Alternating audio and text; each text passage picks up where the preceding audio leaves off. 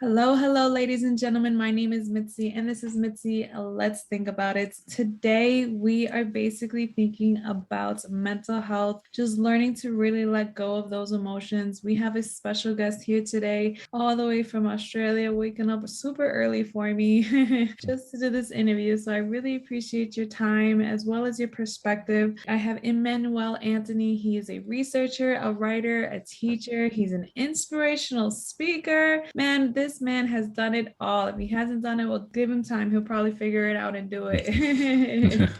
You don't mind, Emmanuel, go ahead and introduce yourself a little more.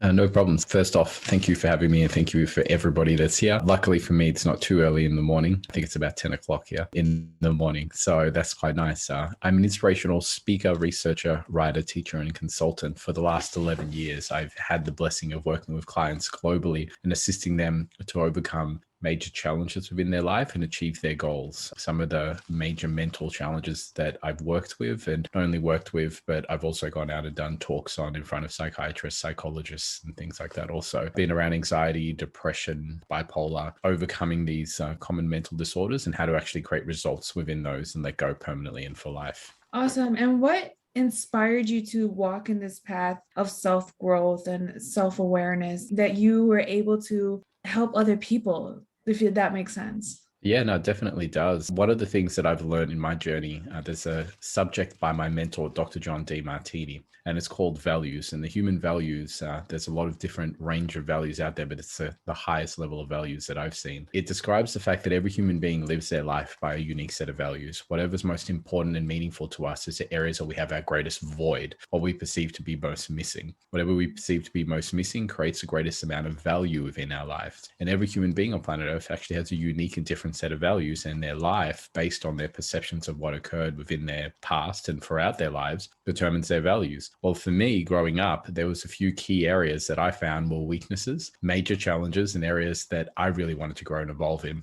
One was physical strength, and the other one was mental strength. I felt that I was bullied in primary school because I didn't stand up for myself, and I was very susceptible to that. And then I also mentally felt that I couldn't stick up for myself, and I held on to a lot of emotions. I didn't know if other people did, but it felt like I held on to them a lot longer than anybody else. So I had this major value throughout my life, just be able to deal with those things, to be able to overcome them. And that started in primary school, then it went through to high school. And then once I left high school, I realized that I'd spent a large period of my time, reading and researching around Tony Robbins, Deepak Chopra, psychology, psychiatry, anything to do with the mind. And I had this obsession with helping friends or anybody else that was in trouble, where anybody else would say, oh, look, that's a bit much. And, I don't want to hear about that. I would gladly and openly just listen to people's challenges, and I'd be obsessed with trying to figure out a way to help them create some kind of resolution that would create a shift within their lives. So as that occurred, eventually at the age of 25, I had an amazing moment, a synchronistic moment where a friend of mine, Bahia,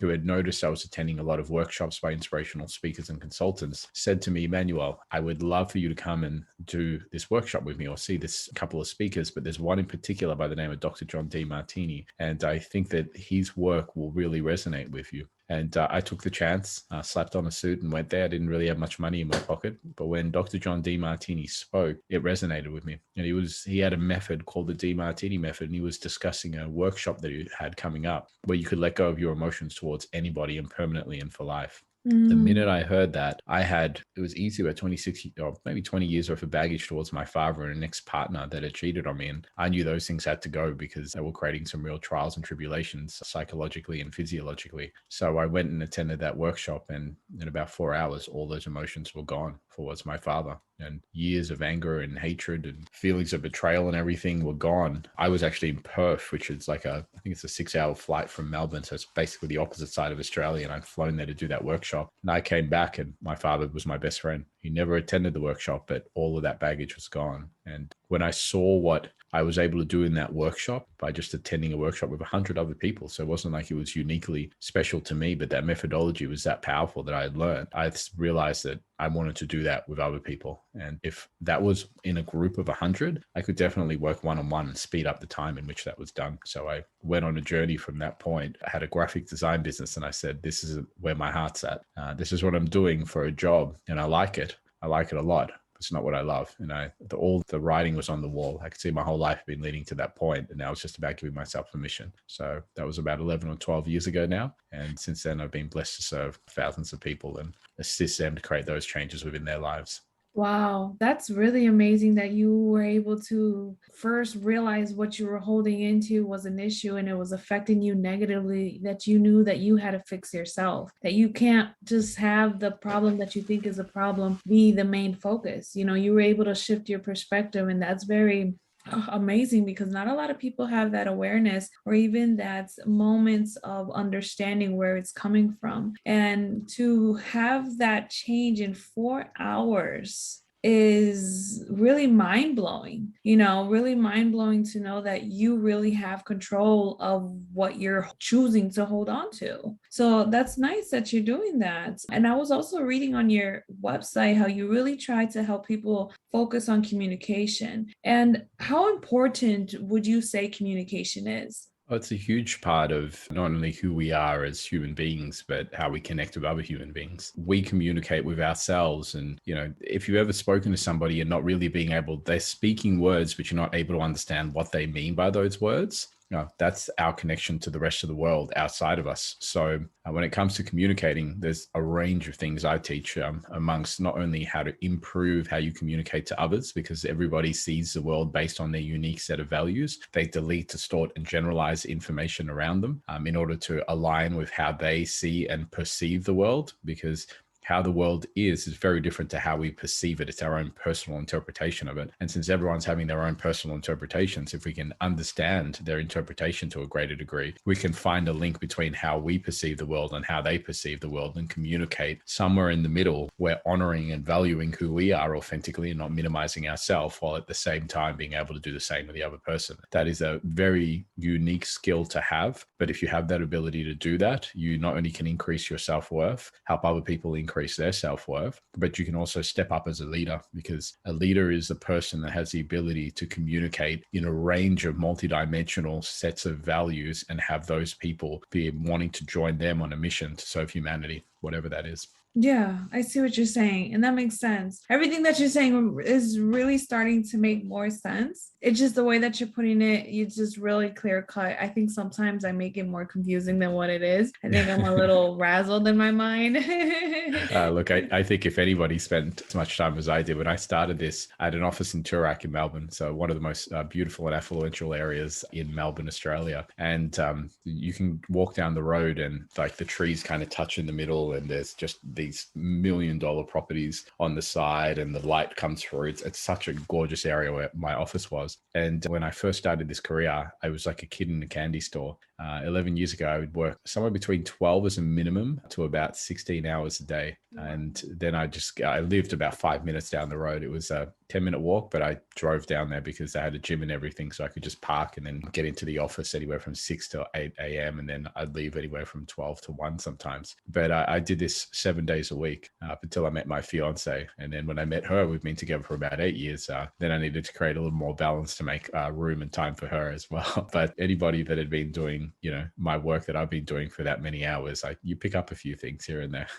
Yeah, you would have to really just learn how to adjust and adapt. That's just great that you're able to do that. And congratulations on your fiance being together for so long. I bet you have to keep that communication skills going, especially in your relationships. I know that's one thing that I'm doing with my fiance as well, is just keeping that communication. So that's very good. I guess one of my... Well, I was going to quickly say, they humble you. I may be an inspirational speaker, researcher, writer, teacher, and consultant, and they're all fantastic labels, but to my fiance, I'm just Emmanuel.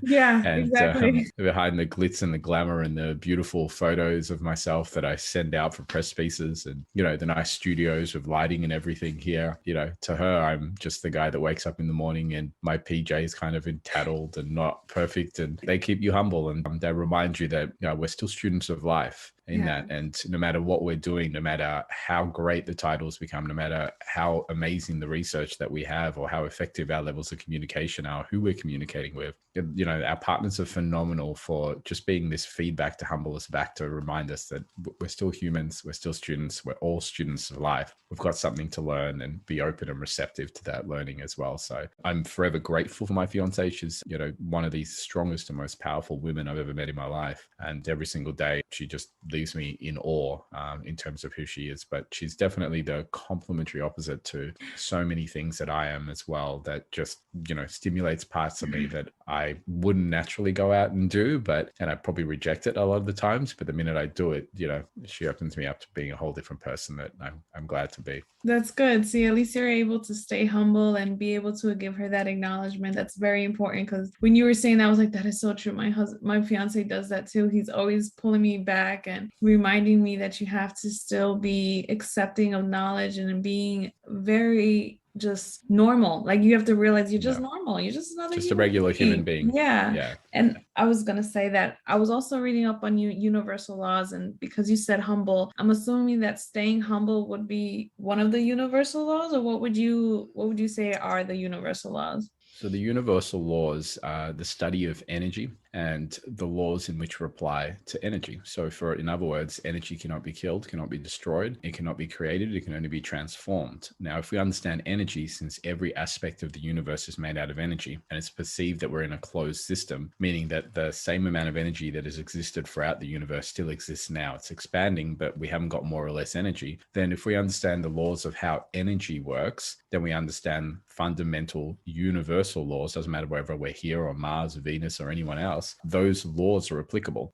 So as we apply those laws, say, for example, I worked with a lady yesterday and she didn't have a huge amount of grief, but she had a little bit of grief towards a son that had passed away. And one of the universal laws I just mentioned to you there, energy cannot be killed, cannot be destroyed, it can only be transformed. So there's a method of the DiMartini form called side C, where you dissolve grief, and it takes anywhere from 30 minutes to 3 hours. When I met my fiance, she asked me, what do you do for a job? I said, I can't tell you. I have to show you, because we have to take a specific challenge that you're facing within your life and bring that into balance so it's permanently resolved. She said, okay, this sounds very interesting. So she came and she had the first item that we worked on was actually a grief of her father who had passed away. I think it was 10 years earlier, but she'd always been holding on to a little bit of that. In half an hour, we had that done. And I looked at her and said, can you experience any grief? She goes, I can't feel it. I can't find it. I'm trying to. She goes, this is the wildest thing ever. She jumped on my lap and hugged me and just went, that's absolutely crazy. She goes, how the hell did you do that? And I said, well, a lot of people are under the misconception, and psychiatry and psychology and all of these forms promote it, there are 5 stages of grieving and yada, yada, yada. But,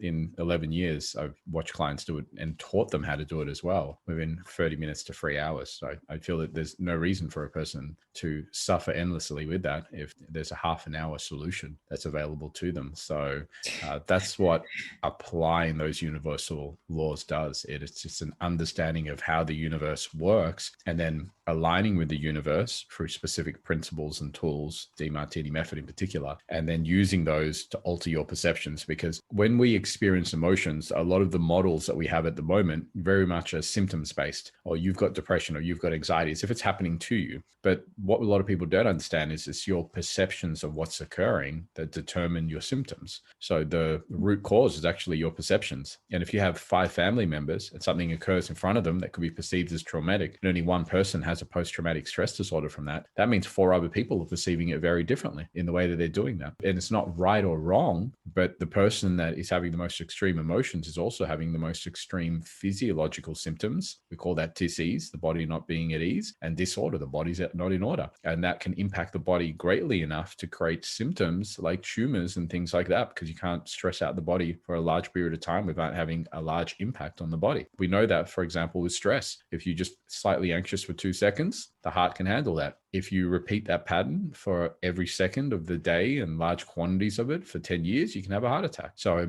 because anxiety is adrenaline to the heart, we already know the chemical and the hormones and which perceptions create that. So when we understand how to associate and understand our perceptions, appreciate them and see them as feedbacks, apply these principles, we alter human physiology and the symptoms, and then the symptoms dissipate and dissolve. So that's what the application of the universal laws for a method called the DiMartini method by Dr. John DiMartini Martini does in, over $300,000 worth of studies, probably over closer to 400,000 now in 11 years. It is the number one methodology that I've seen in everything that I've learned. Oh my goodness. Yeah, it's like the drive-through of getting healed with your grief. That anything can be applied to that once you have that universal perspective and understanding. And it's making me wonder, is that how, once you have that universal perspective and understanding and awareness, and you're understanding that how energy is moving and what is really your thinking process, when you are speaking to someone one-on-one, do you look out for those things to see if they have a controlled mind,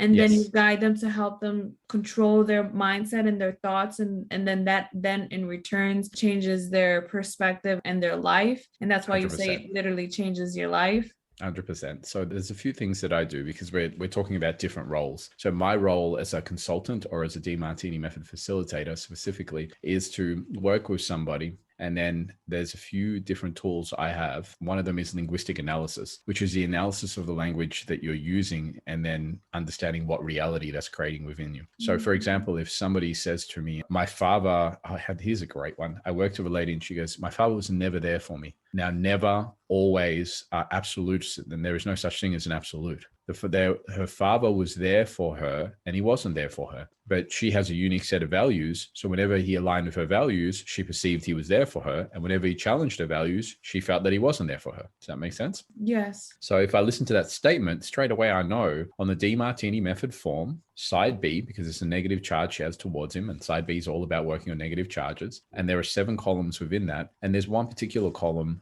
within side B, which allows you to dissolve alls and nothings and all absolutes and get you to see that a person has 2 sides. So I asked her, utilizing that column of the DeMartini method form, because it's a unique set of questions, and a question is a quest for information or a quest for ion. An ion is an imbalanced particle, so you can bring it back into balance. And the simple question I asked her was, how do you feel your father wasn't there for you? And she said, well, I felt that he, throughout my life, had not been there for me when I needed him, and he just had not been in my life. I said, so how had your father been in your life? And she said, well, at first she was so polarized. She goes, he wasn't. And I said, did you have a house that you lived in? She goes, actually, it's true. My parents got divorced and my father was the only one that was really kind of, I think she had 3 or 4 sisters or brothers. She said, but he kept all of us. He said, you're not taking my kids away from me. I said, is it true to say that in a majority of cases you hear about women taking the kids? He goes, yeah, actually, that's true. So was he there for you by making sure that you guys had dinner and lunch and anything else you needed? She goes, yes. Paid for schooling and anything else we needed. Great. I said, we had a bed and everything to come home to, that we never had to worry about that. I said, great. And we listed, she went from nothing to 20 examples, then 30 examples, then 50 examples. And we're stacking them up here. And her polarized perceptions are turning into from a polarized, he didn't, which a really solid voice is turning into, well, actually there was, and you can see this softening in her voice as well, which means her perceptions are actually starting to come into balance as she realizes the truth compared to her imbalanced lie that she'd been telling herself and shutting out of her awareness. And then we hit one particular moment, and this moment was beautiful. And she said, there was one, she just giggled, and she goes, one day I had a fight with my father, and I said, I'm not coming to dinner. I'm not hanging out with you guys. That's it. And I'm just going to hang out in my room. So she hung out in her room that night. The next day, when she got back home from school, the door had been taken off the hinges.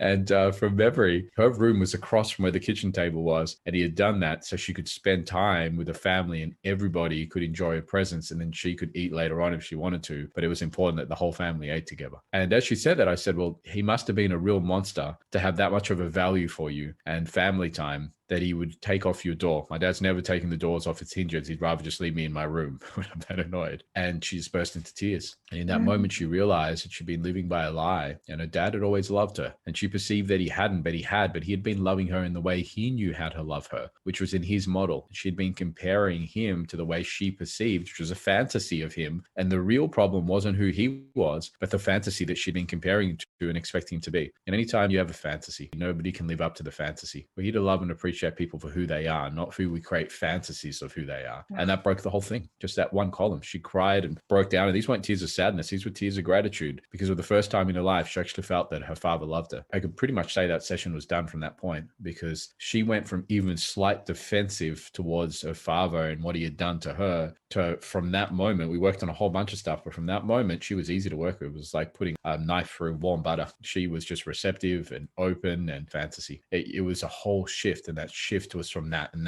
it was interesting, because that was what was holding the whole thing together. There was a whole bunch of other stuff, but that was the catalyst for everything changing. It was the association and the idea that he didn't love me because he wasn't there for me, but the not there for me was a complete lie. And that's what the method does. It asks you unique sets of questions, and each column has a different purpose to break down and get you to see the truth of what's in front of you. When you see the truth, there's nothing but love. All else is an illusion. Wow, that is very true. We do tell ourselves lies all the time, and we do put people in an expectation that is just our fantasy. And then we get mad at them for not meeting our expectation that's only a fantasy. Oh, you said it perfectly. Oh my goodness. I wish I had an applaud thing because that Maybe is get so one. true. It's not just that, though. Pardon me for interrupting. No, you're fine. Most of us live within societies that are hedonistic based, happily ever after. When you get married, you live happily ever after. What is that? Happiness. I don't promote in any of the work that I do. I promote love. Love is a synthesis and synchronicity of complementary opposites, meaning it's the perfect balance of positive and negative, pain and pleasure, support and challenge. And we need both. But a lot of our models are promoting this one-sided paradigm that we look for in the future and expect to get to, and then we get there and it's not there. So this is a great one I do in relationship workshops when I teach them.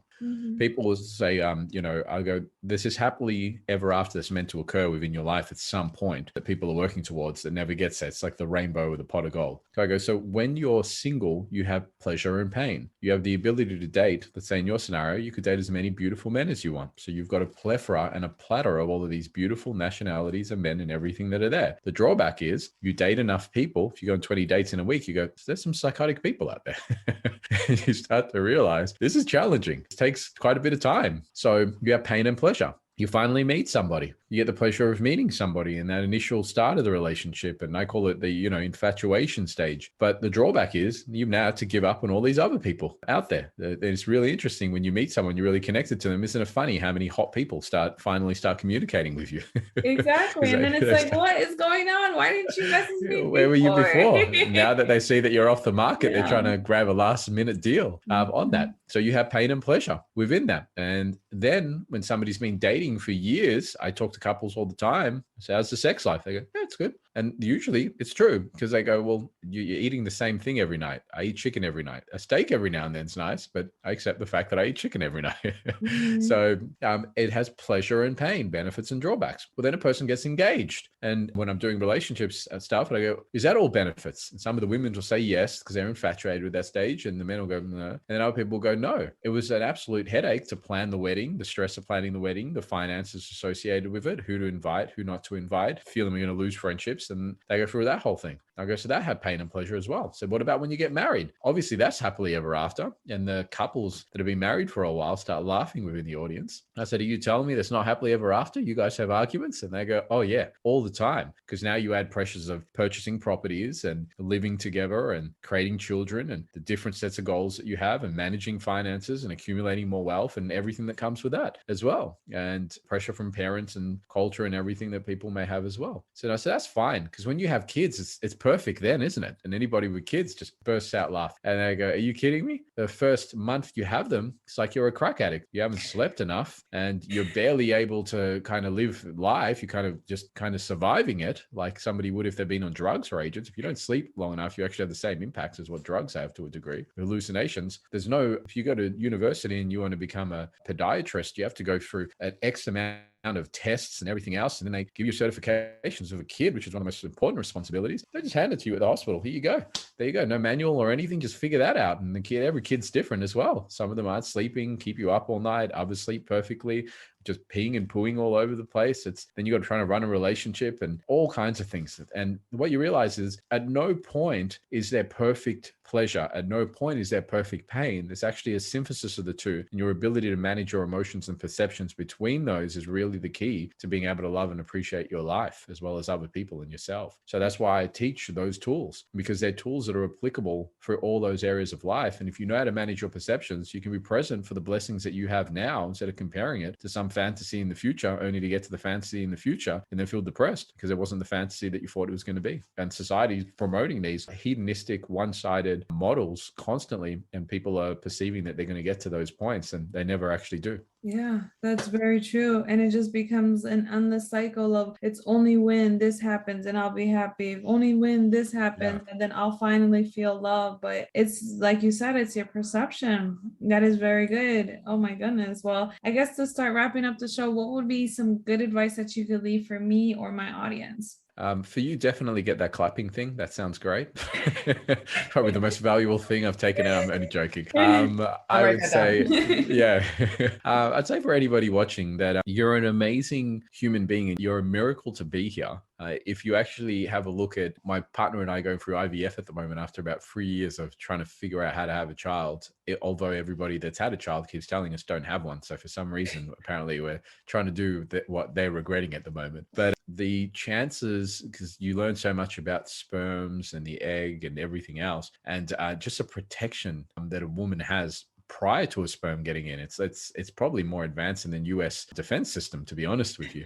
So the chances of you being alive, the millions of sperm cells that are seeding around trying to get in, is like point something. It's ridiculous. So you're a miracle. You being here is a miracle. So do something with your life. Every human being has reason, meaning, and purpose for being here. And one of your purposes for being on planet Earth is to discover what that is, what you're most inspired to do, what gives you the most energy and vitality. For me, it's assisting human beings to create profound change in their life. But for you, it may be a Michael Jordan like mission to play a sport and share that with the world and inspire people with amazing athletic courage and achievements. It may be as a podiatrist, as I said, it may be as a psychiatrist, it may be whatever that is. I don't care what it is. Your job is to share that with humanity. And when you find out what that is and share that to the greatest degree, you get rewarded with energy and vitality. And 5 hours feels like 5 minutes. And you can't wait to take on challenges, because little challenges for you are just a chance to play in the field and get into the bigger part of that field. So my biggest thing that I recommend to people, do what you love what you do, go out and share your gifts with the world. And if anything's getting in your way,